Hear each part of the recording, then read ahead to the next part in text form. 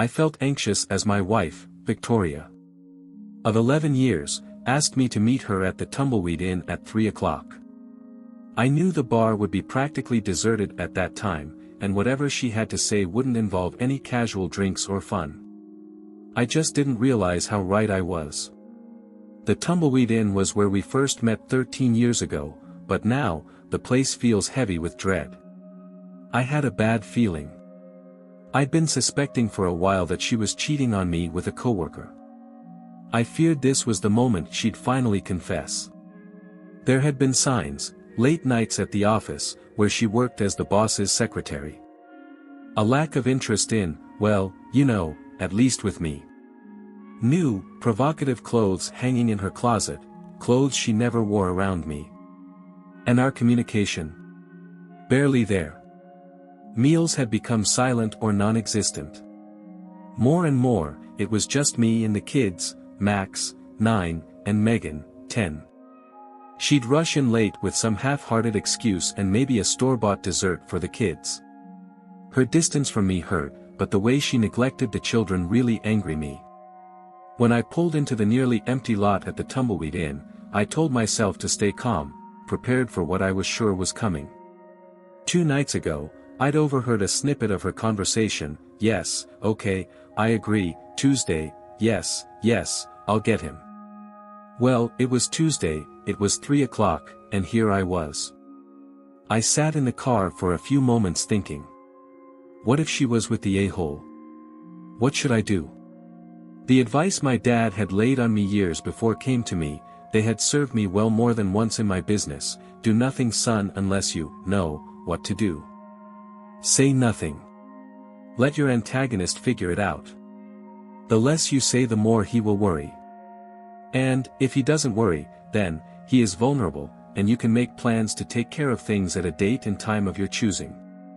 Remember, if you open your mouth, they will know what you're thinking immediately, even if you don't realize it. Just shut the F up and walk away. Take care of business later after you have all of the facts and your plans are in place. I smiled. God! How I had loved that man. I knew he was watching over me at that very minute. I said a silent prayer of thanks for his advice. Inside, I saw her sitting at the bar with a man I didn't recognize. But, that was not a big surprise. My company, which I had founded 10 years ago, claimed all of my time during the day, and I had little opportunity to mix with the folks at her place of work. I was an electrical engineer, and my company designed wiring and other electrical schema for a full dozen construction companies needing the services I could provide. I walked over to the two of them. She sensed my presence and turned. "Hello, Mark," she said. Not "hello, honey," no peck on the cheek, just "hello, Mark." "Hi, honey," I said. And I said it pointedly.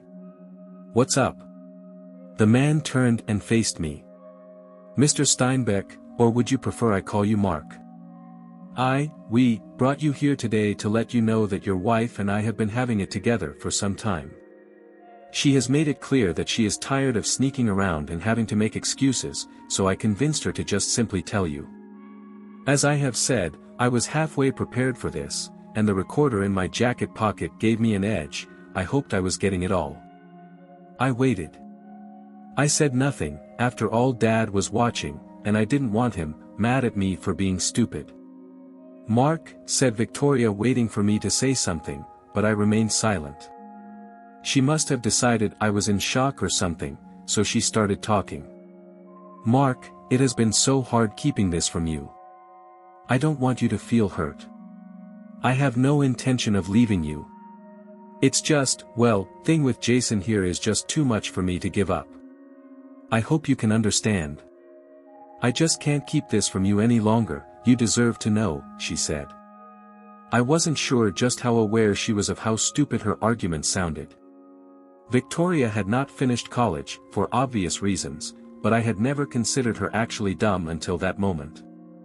As for the military genius she was trading me in for, well, enough said.